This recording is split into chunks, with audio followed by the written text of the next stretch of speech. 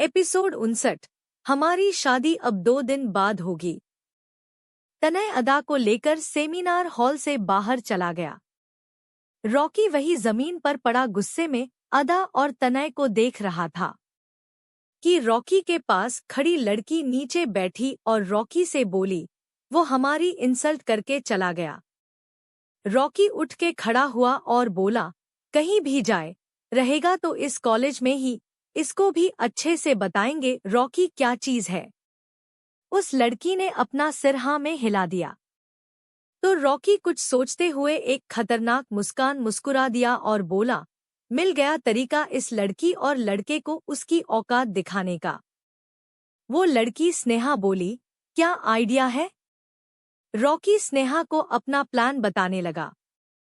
दूसरी तरफ चीफ फिर भेष बदल के टीचर का रूप लेकर अदा की क्लास में आ गया। क्लास में आते ही चीफ की नजर सबसे पहले अदा पर गई। अदा सबसे पीछे तनय के साथ बैठी थी। तनय अदा से कुछ बोल रहा था और दोनों मुस्कुरा रहे थे। चीफ को टीचर समझ के सभी स्टूडेंट खड़े हो गए थे, लेकिन तनय और अदा अपने में मस्त थे। चीफ वैसे ही टीचर के रूप में आया था, तो अभी उसके पास तनय को सबक सिखाने का अच्छा मौका था। चीफ घूर के तनय को देख रहा था और दिशा भी ये चीज नोटिस कर चुकी थी कि प्रोफेसर उर्फ चीफ तनय को गुस्से में घूर रहा है। दिशा तनय को इशारे से बुला रही थी, लेकिन तनय का ध्यान ही नहीं था। वो किसी अलग ही टॉपिक पर अदा से बात करके मजे ले रहा था, पर कुछ ही देर में उसके मजे होने वाले हैं उसको अंदाजा नहीं था। चीफ पहले से ही चिढ़ा हुआ था, अब तो वो तनय को छोड़ेगा नहीं। चीफ ने तनय को देखा और मारकर उठा के उसका कैप हटाया और सीधा तनय की आंख पर निशाना लगा दिया। सभी स्टूडेंट आंखें बड़ी करे सिर घुमा के तनय और अदा की तरफ देखने लगे। दिशा भी अपनी चिंता न करते हुए तनय को बचाने के लिए अपनी सीट से निकलने लगी, लेकिन दिशा तनय से काफी दूर बैठी थी, इसलिए उसको कुछ सीट क्रॉस करके तनय के पास आना था, जिससे उसको टाइम लगता। तनय हंस रहा था कि मार्कर स्पीड से उसी तरफ आया और बस उसकी आंख में घुसने ही वाला था कि अदा ने तनय को देखते हुए मार्कर पकड़ लिया और बिना चीफ की तरफ देखें एक तेज स्पीड से चीफ की तरफ मारकर वापस उसकी ओर फेंका। चीफ की आंखें बड़ी हो गई। वो कैसे भूल गया? अदा के अंदर ये क्वालिटी भी है, सिखाया तो सब उसने ही था अदा को, अपने गुस्से में वो ये कैसे भूल गया? तनय के साथ अदा है। चीफ तुरंत साइड हटा तो मारकर सीधा व्हाइट बोर्ड पर जाके लगा और एक तेज आवाज हुई। अब तो सभी स्टूडेंट और हैरानी से अदा को देख रहे थे। अदा अभी भी तनय को देख रही थी, लेकिन इस बार तनय भी शौक में अदा को मुंह खोले देख रहा था। जैसे ही अदा ने मारकर पकड़ने के लिए अपना हाथ तनय के फेस के सामने किया, उसी समय तनय अपने सेंस में आ गया था और सब समझ भी गया था कि अभी हुआ क्या। लेकिन अदा ने जैसे बिना देखे चीफ की तरफ मारकर वापस फेंका। उससे तो तनय भी हैरान हो गया था। अदा के अंदर बहुत से गुण थे, अब ऐसा बोल सकते हैं अदा के अंदर गुण थे नहीं, चीफ ने डाले थे, और उनमें से ये एक गुण था कि अदा अपना दिमाग एक साथ 2 से 3 जगह एक्टिव रख सकती थी। चीफ क्लास में आया अदा जानती थी। दिशा तनय को इशारे से हटने को बोल रही थी, ये भी अदा ने नोटिस कर लिया था और साथ में वो तनय की बातें सुनते हुए मुस्कुरा भी रही थी। जब अदा ने दिशा को तनय की तरफ भाग के आते देखा तो वो समझ गई तनय प्रॉब्लम है और उसने तनय की आंख फूटने से बचा ली। सभी स्टूडेंट हैरानी से फिर प्रोफेसर को देखने लगे। दिशा भी सब देख के तनय के पीछे तक आके रुक गई थी। तनय ने प्रोफेसर को आंखें छोटी करके देखा और उठ के प्रोफेसर उर्फ चीफ के पास आया। चीफ भी मन ही मन बहुत गुस्से में था। उसका एक छोटा सा प्लान फेल हो गया था और वो अभी एक बूढ़े प्रोफेसर के भेष में था, तो तनय के सामने कुछ कर नहीं सकता था।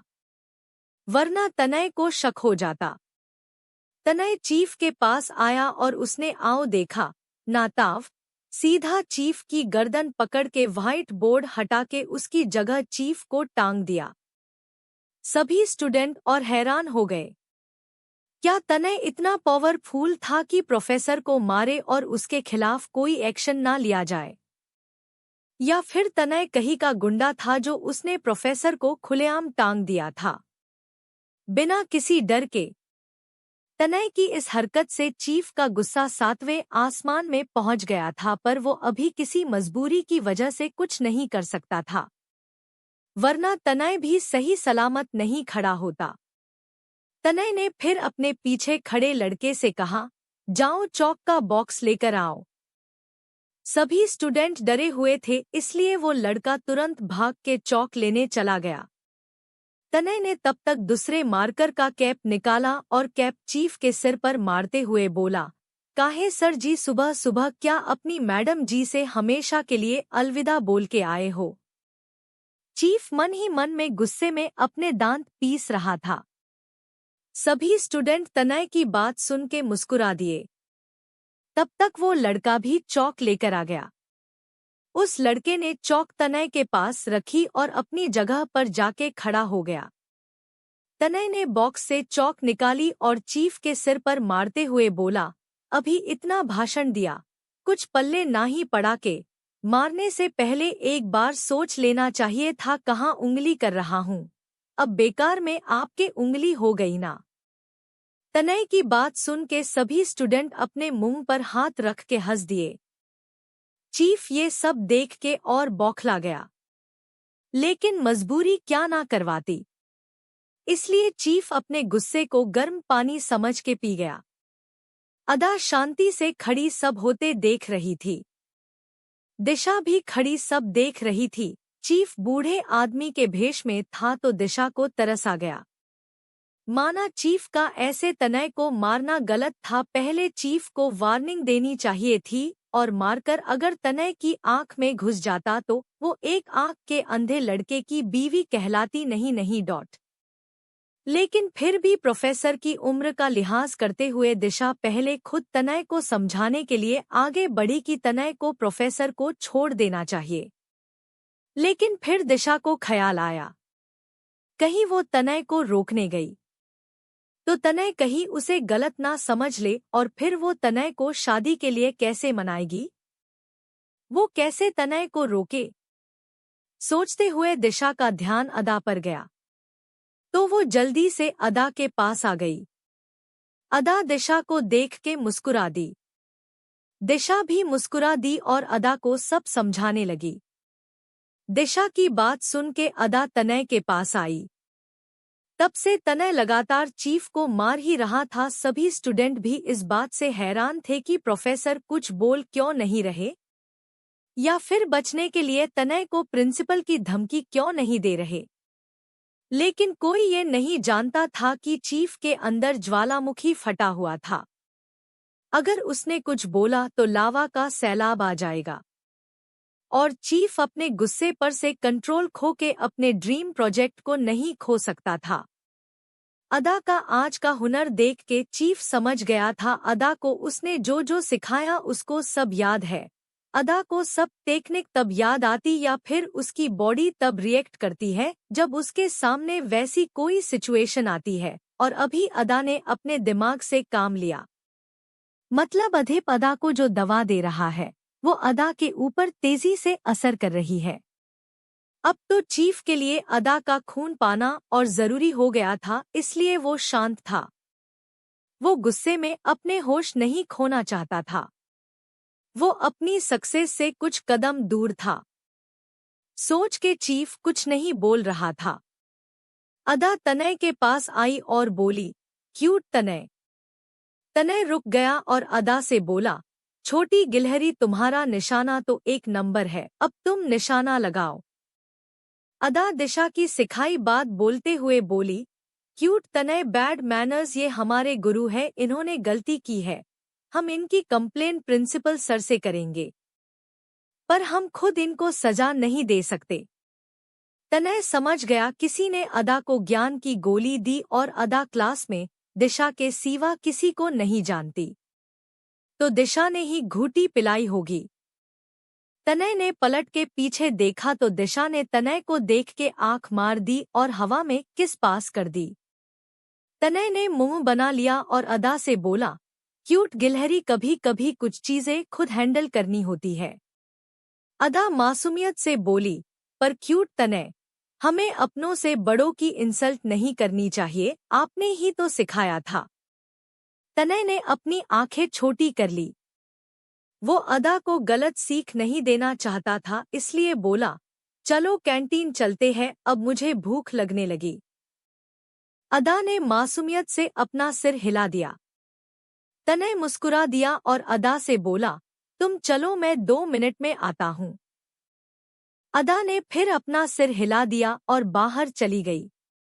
अदा के जाते ही तनय चीफ के पास आया और चीफ को नीचे उतार के उसके कपड़े ठीक करते हुए बोला, बात मेरी थी तो जाने दे रहूं, पर गलती से भी तुमने मेरी गिलहरी पर वार किया होता तो अपनी गिलहरी के कहने पर भी नहीं छोड़ता।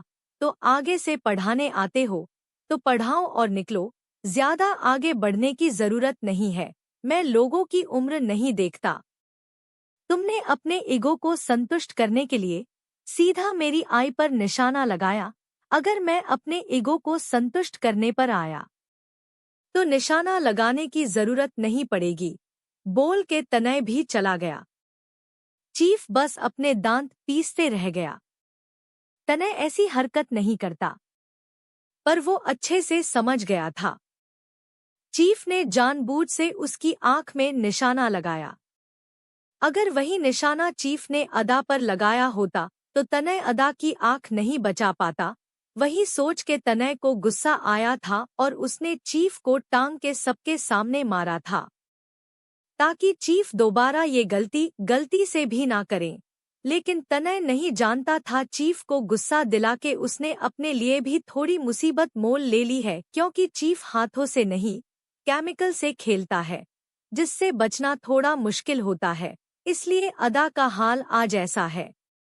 अदा आगे चल रही थी और तनय उसके पीछे भागते हुए जा रहा था कि बीच में ही दिशा ने तनय का हाथ पकड़ के साइड में खींच लिया। तनय की आंखें बड़ी हो गई। वो दिशा को गुस्से में देखते हुए बोला, दिमाग से ढीली हो क्या, हटो साइड।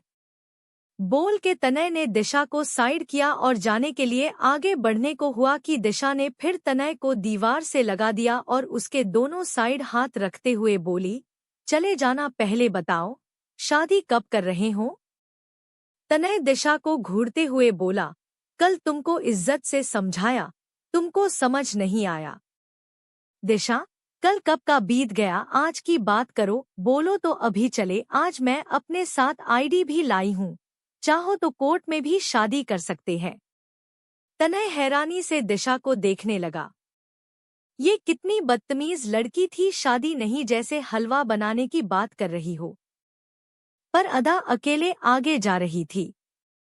तनय को अदा की टेंशन थी, इसलिए वो दिशा से बहस नहीं करना चाहता था। इसलिए वो दिशा को साइड करते हुए बोला, तुम साइड हटो, तुम्हारी बकवास के लिए मेरे पास टाइम नहीं है। बोल के तनय अदा के पीछे भाग गया।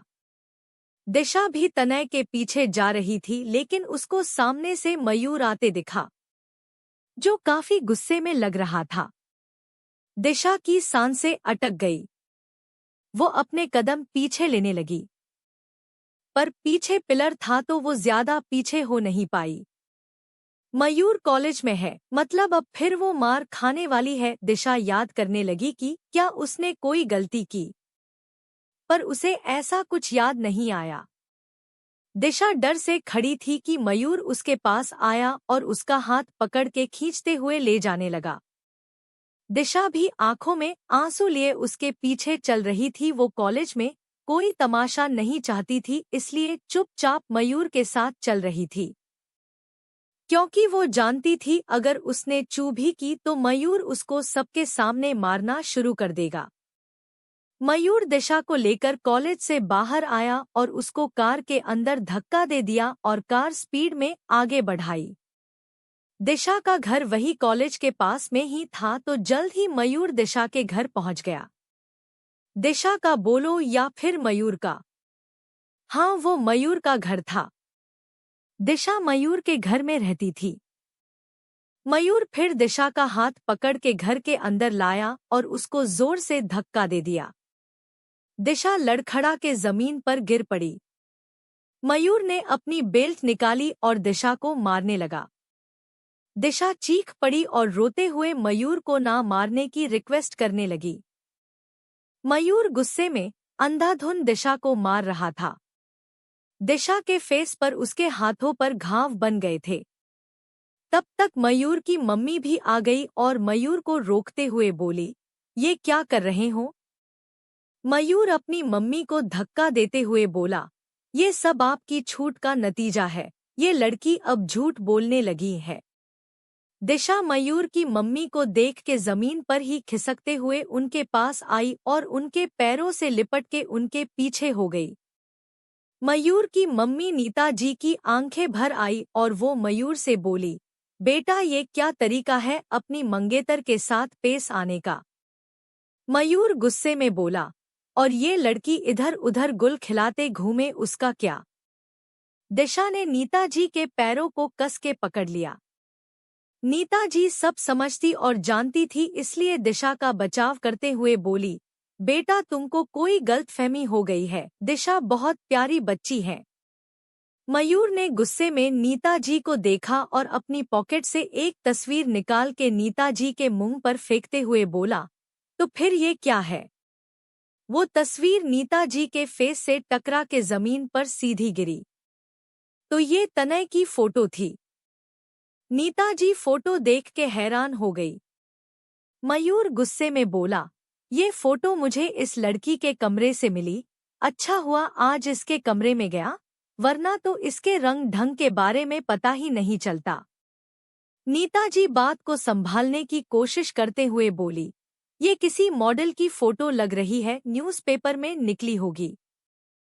मयूर नीता जी को घूरते हुए बोला, आप मुझे पागल समझती है? नीता जी, बेटा दिशा कभी तुम्हारे सिवा किसी और के बारे में नहीं सोच सकती। उसने हम सब लोगों को दिल से अपना लिया है। तुम उसको गलत समझा रहे हो। जल्द ही तुम दोनों की शादी होने वाली है। अपनी होने वाली पत्नी पर विश्वास करना सीखो। मयूर बोला, ठीक है, मान लिया ये किसी मॉडल की फोटो है, पर अब ये लड़की कॉलेज नहीं जाएगी और हमारी शादी अब 2 हफ्ते बाद नहीं, अब हमारी शादी 2 दिन बाद होगी। मयूर की बातें सुन के दिशा के सारे होश उड़ गए। एपिसोड 60, कितने समय से तुमको चाहा है। मयूर गुस्से में वहां से चला गया। तो नीता जी नीचे बैठी वैसे ही दिशा नीता जी के गले से लग गई और जोर जोर से रोने लगी। नीता जी दिशा को शांत कराते हुए बोली, बेटा माफ कर दो। अपने बेटे की तरफ से मैं माफी मांगती हूँ। दिशा कुछ नहीं बोली, बस रोती रही। नीता जी ने दिशा को उठाया और सहारा देकर सोफे पर बैठाया। दिशा अभी तक रो ही रही थी। उसको आज अपने मम्मी पापा की बहुत याद आ रही थी। अगर आज वो जिंदा होते तो उसका ये हाल नहीं होता। नीता जी एक गिलास पानी और फर्स्ट एड बॉक्स लेकर आई।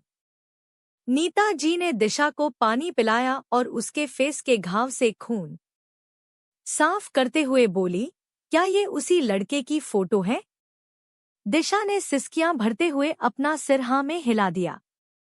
नीता जी आंखों में आंसू लिए बोली, अब तो वो तुमको मिल गया। अब तुमको अकेले कहीं जाने का डर नहीं, सोचने की जरूरत नहीं कि कहाँ जाओगी, क्या करोगी, कैसे अकेले रहोगी। किसी बात की कोई चिंता नहीं। तुमको एक सहारा मिल गया। अब तुमको भागने में कोई दिक्कत नहीं है। ज्यादा पैसे तो नहीं है मेरे पास, पर तुम मेरे गहने लेकर इस लड़के के साथ भाग जाओ। दिशा की आंखों से आंसू फिसल गए और वो नीता जी को देखते हुए बोली, अकेले भागना होता तो कब का भाग गई होती। आपको साथ लेकर भागना है, इसलिए सहारा ढूंढ रही हूँ। एक ऐसे इंसान का जो मुझे समझे। नीता जी एक झूठी मुस्कान मुस्कुरा दी और बोली, जब आज तक मेरे माँ बाप ने मुझे सहारा नहीं दिया, मेरे पति ने मुझे इज्जत नहीं दी, मेरा बेटा मुझे माँ कम नौकरानी ज्यादा समझता है, तो कोई और मुझे क्या ही इज्जत से रखेगा।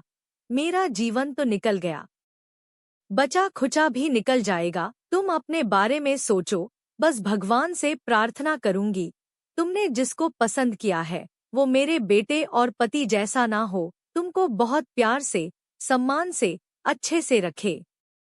दिशा हल्का सा मुस्कुरा दी और नीता जी के हाथ पकड़ के बोली, वो आपका भी अच्छे से ध्यान रखेगा। ज्यादा पैसे वाला है कि नहीं है पता नहीं, पर दिल का बहुत अच्छा है। मैंने बहुत पास से जाना है उसको, सोचा नहीं था वो मुझे कभी मिल पाएगा। नीता जी मुस्कुरा के बोली, अगर भगवान कुछ छीनता है तो देता भी है। दिशा मुस्कुरा दी और सोफे के सहारे से खड़े होते हुए बोली, आपके पास अब 2 दिन है। अपने पति और बेटे को जीतना देखना हो देख लीजिए, फिर दोबारा आप उन्हें देख नहीं पाएंगी। मैं आपको लेकर भाग जाऊंगी। नीता जी रो पड़ी। दिशा ने उनके आंसू पोंछे और बोली, रोने का नहीं, पैकिंग करने का टाइम है। बोल के दिशा लड़खड़ाते हुए सोफे के दूसरे साइड आई और जमीन पर पड़ी तनय की फोटो उठा के उसको देख के मुस्कुरा दी और अपने रूम की तरफ चली गई। दिशा अपने रूम में आई और अपना कबर्ड का राइट साइड ओपन किया तो उसमें बहुत से tissue paper, chocolate wrapper, coffee cup, वरमाला, कान के झुमके रखा हुआ था।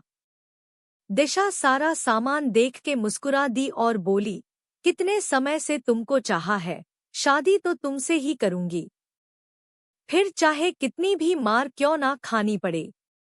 दिशा के फेस पर एक प्यार भरी मुस्कान आ गई। उसके पूरे शरीर पर घाव थे। उससे अब ज्यादा देर खड़ा नहीं रहा जा रहा था, इसलिए वो तनय की फोटो को लिए बेड के पास आई और लेट गई। दिशा हाथ में तनय की फोटो लिए अपने पुराने दिन याद करने लगी। महामारी के समय दिशा के माँ पापा दोनों गुजर गए। दिशा उनकी अकेली बच्ची थी तो दिशा की बुआ उसको अपने साथ ले गई। दिशा की जिंदगी तब भी ठीक थी, उसको कोई दिक्कत नहीं थी। दिक्कत तब शुरू हुई जब दिशा की बुआ की लड़की की शादी हुई। शादी में ही मयूर ने दिशा को देखा और दिशा की बुआ से उसका हाथ मांग लिया, लेकिन दिशा की बुआ ने, दिशा छोटी है, अभी तो 12th पास किया है, बोल के मना कर दिया। वो दिशा को पढ़ाएगा, उसकी जिम्मेदारी उठाएगा, उसकी और दिशा की अभी सगाई कर दी जाए, शादी बाद में होती रहेगी। तो मयूर ने दिशा की बुआ से कहा कि ऊपर से मयूर दिशा की बहन के ससुराल की तरफ से था तो उसकी बात का दबाव थोड़ा ज्यादा था।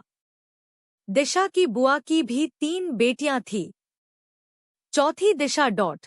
उन्होंने दिशा का भला सोच के कि दिशा को एक अच्छा पढ़ा लिखा जॉब करने वाला जीवन साथी मिल जाएगा, सोच के दिशा की सगाई जल्द ही मयूर से करवा दी। लेकिन मयूर बस उस समय भी भोला और सज्जन बंदा था, बाकी उसके असली रंग तो बाद में सामने आए। मयूर ने दिशा की बुआ को बातों में उलझा के दिशा को अपने साथ रहने के लिए भी मना लिया कि कॉलेज उसके घर के पास में है और फिर बाद में जीवन भर दिशा को उसके साथ उसके घर पर ही तो रहना है, तो अभी क्यों नहीं। दिशा भी तो छोटी थी, 18 साल की लड़की में कितनी ही समझ होती है, फिर बीन माँ बाप की बच्ची, मन हो या ना हो जैसा उसकी बुआ ने कहा वैसा करती गई और मयूर के साथ उसके घर आ गई।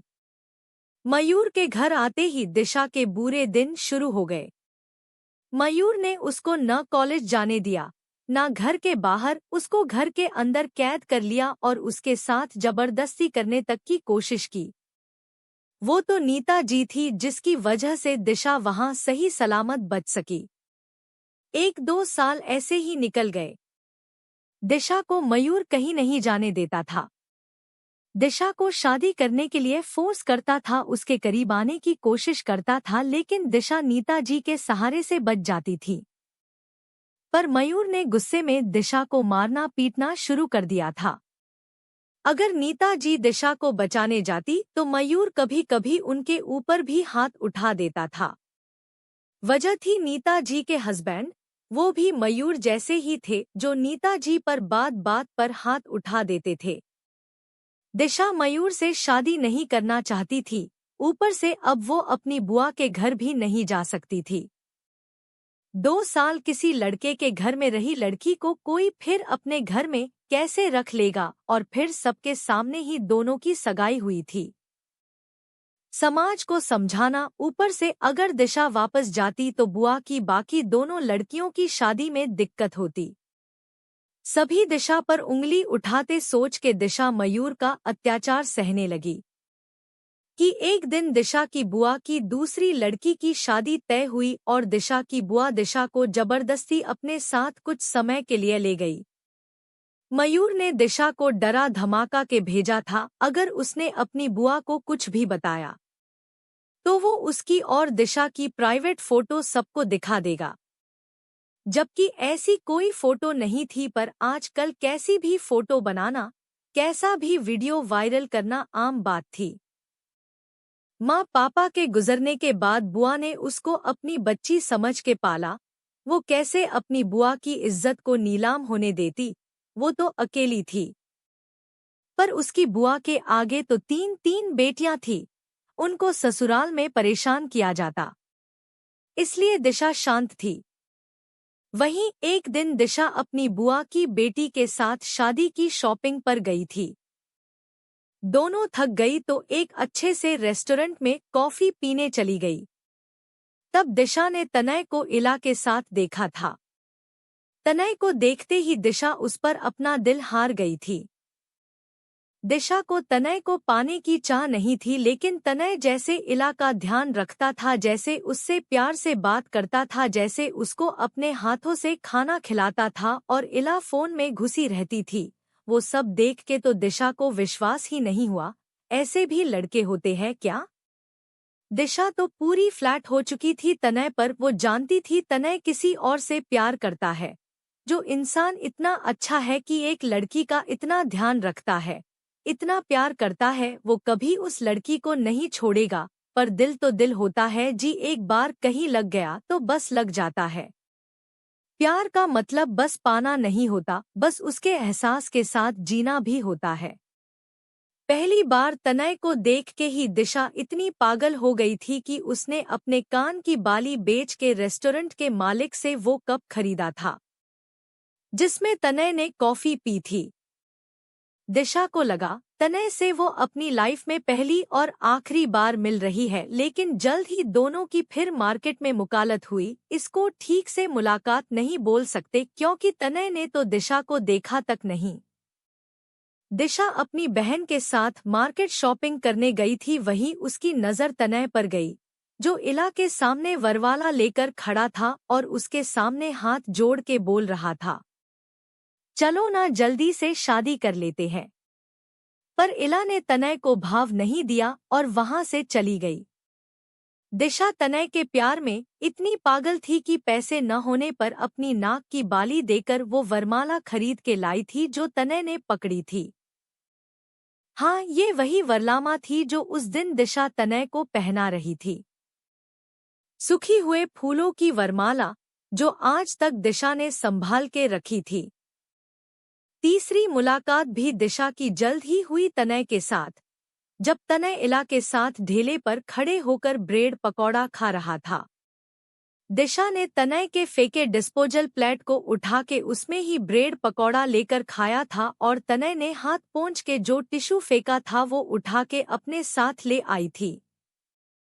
चौथी और दिशा के हिसाब से आखिरी मुलाकात दिशा की तनय से तब हुई थी जब दिशा अपनी बहन के साथ मार्केट आर्टिफिशियल ज्वेलरी लेने गई थी और वही तनय इला को एक छूम के दिखा के बोल रहा था, ये तुम्हारे ऊपर बहुत अच्छे लगेंगे, प्लीज ट्राई करो ना, मैं ये सब नहीं पहनती। पर इला ने मना करते हुए कह दिया था। तनय ने मन मार के वो झुमके वापस रख दिए थे, लेकिन दिशा ने वो खरीद लिए थे। तनय जैसे इला की केयर करता था उससे दिशा समझ गई थी तनय दिल का बहुत अच्छा इंसान है। फिर दिशा की बहन की शादी हो गई और उसको वापस मयूर के घर जाना पड़ा। और फिर दोबारा तनय से मिलने का उसको देखने का सपना सपना ही बन के रह गया दिशा के लिए। लेकिन मयूर की बदतमीजी बढ़ती ही जा रही थी, इसलिए नीता जी ने दिशा से कहा वो भाग जाए। लेकिन अकेली लड़की ना ज्यादा पड़ी, इतने सालों से घर के अंदर बंद कहाँ जाती। मयूर जैसे लोगों की कमी नहीं है दुनिया में, सोच के दिशा ने नीता जी से कहा वो कहीं नहीं जाएगी, बस वो कुछ समय अपना जीवन अपने तरीके से जीना चाहती है, ज्यादा नहीं, बस अपनी पढ़ाई पूरी करना चाहती है। दिशा का सोचना था अगर उसका ग्रेजुएशन पूरा हो गया तो वो कुछ अलग सोच सकती है। नीता जी ने दिशा के मन की बात अपने पति और बेटे के सामने रखी तो दिशा को फिर मार पड़ी। लेकिन इस बार दिशा ने अपने हक के लिए आवाज उठाते हुए कहा अगर उसको कॉलेज जाने को नहीं मिला तो वो कभी मयूर से शादी नहीं करेगी, अपनी जान दे देगी।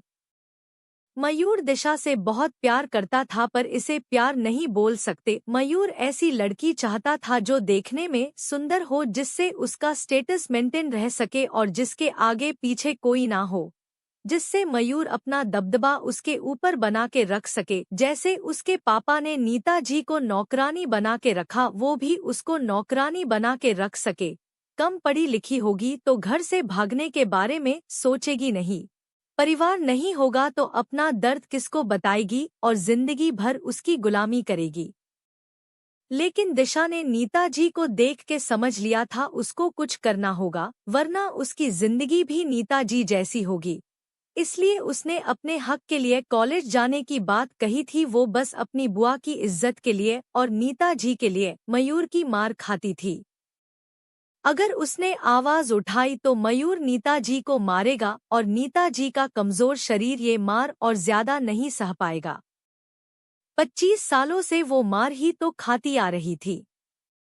उनका शरीर भी बहुत कमजोर था, वो समय से पहले जरूरत से ज्यादा बूढ़ी लगती थी।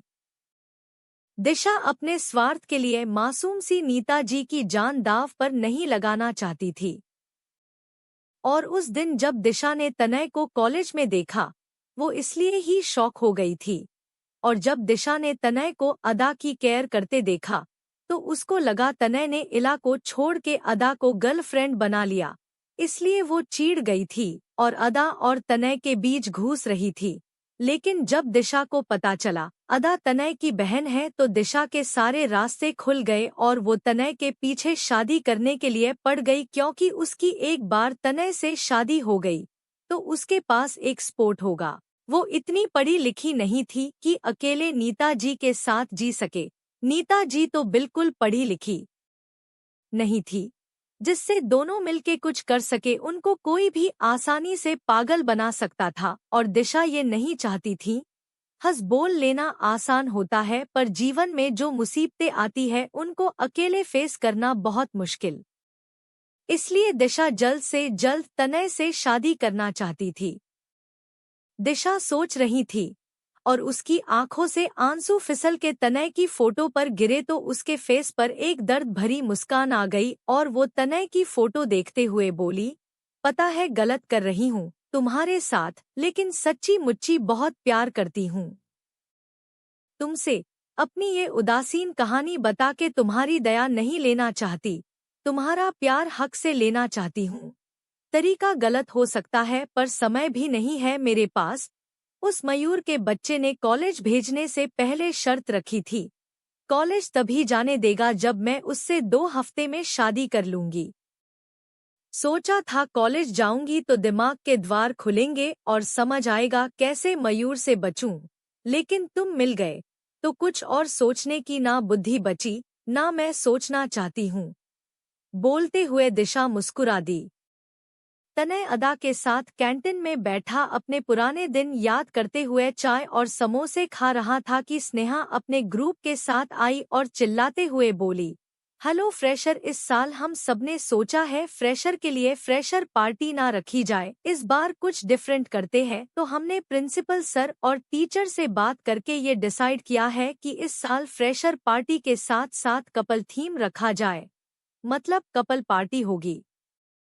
तो आप सब अपना अपना कपल ढूंढ लीजिए, वो बॉयज बॉयज भी हो सकते और गर्ल्स गर्ल्स भी और गर्ल बाय भी। अगर आपका कोई गर्लफ्रेंड या बॉयफ्रेंड बाहर है तो भी आप उसे कॉलेज ला सकते हैं, पर उससे पहले आपको उसका एंट्री पास लेना होगा।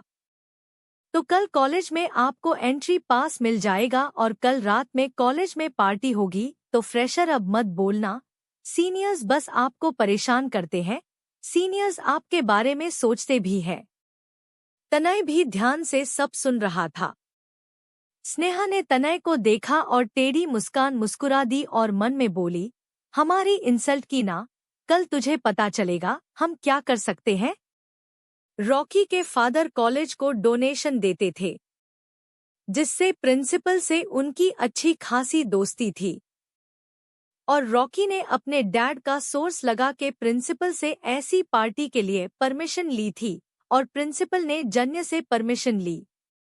तो जन्य को ये पार्टी नॉर्मल लगी तो उसने भी परमिशन दे दी। लेकिन रॉकी अलग ही प्लान बना के बैठा था। उधर चीफ भी तनय से खुनश खाए हुआ था, उसने कुछ अलग ही प्लान बना के रखा था। इधर दिशा ने भी सोच रखा था वो कॉलेज कैसे जाएगी और कल की कल तनय से शादी कैसे करेगी। देखना बस ये था कि कौन अपनी चाल में कामयाब होता है, चीफ, रॉकी या फिर दिशा। लेकिन सबका निशाना बस एक था, वो था अपना क्यूट तनय। अदा और तनय फिर बातें करने लगे, क्योंकि दोनों को पार्टनर ढूंढने की जरूरत ही नहीं थी, दोनों एक दूसरे के लिए परफेक्ट थे। लेकिन तनय कहाँ जानता था उसका पार्टनर छीनने अपना हीरो जो आने वाला है। अदा और तनय बैठे थे कि अधिप पीछे से मास्क लगाए आया और अदा के बाल बिगाड़ते हुए उसके जस्ट बगल में चेयर लेकर बैठ गया। अदा अधिप को मास्क में भी पहचानती थी तो वो मुस्कुरा दी और बोली, बॉस आप। अधिप कुछ नहीं बोला पर उसकी आंखें चमक रही थी, जैसे उसको कोई बड़ी खुशी मिल गई हो। अदा फिर अधिप को देखते हुए बोली, बॉस आप भी अपना नाम लिखाने आए हो। अधिप ने अपनी आंखें छोटी कर ली और बोला, मतलब। अदा फाटक से बोली, हाँ कल कॉलेज में कपल पार्टी है और जो बाहर से लोग आएंगे उनको अपना नाम लिखाना होगा। और आप तो इस कॉलेज में पढ़ते नहीं हो तो आपको पार्टी में आने के लिए नाम लिखाना होगा। अधिप ने गहरी सांस ली और अदा के बाल कान के पीछे करते हुए बोला, तुम ये बताओ, तुम किसके साथ पार्टी में एंट्री लोगी। अदा तुरंत बोली, क्यूट तनय के साथ। हम दोनों तो ऑलराउंडर पार्टनर है, हम जहां जाते हैं साथ में जाते हैं। बोल के अदा ने तनय की तरफ देखा तो तनय हंस दिया और अदा को हाई फाई देते हुए बोला, ये हुई ना बात। अदा भी हाई फाई देते हुए मुस्कुरा के बोली, क्यूट तनय की क्यूट गिलहरी। तनय और अदा हंस रहे थे और अधिप के तन बदन में आग लग चुकी थी। वो जो खुशी अदा के साथ शेयर करने आया था उसमें अदा ने पेट्रोल छिनक के आग लगा दी थी।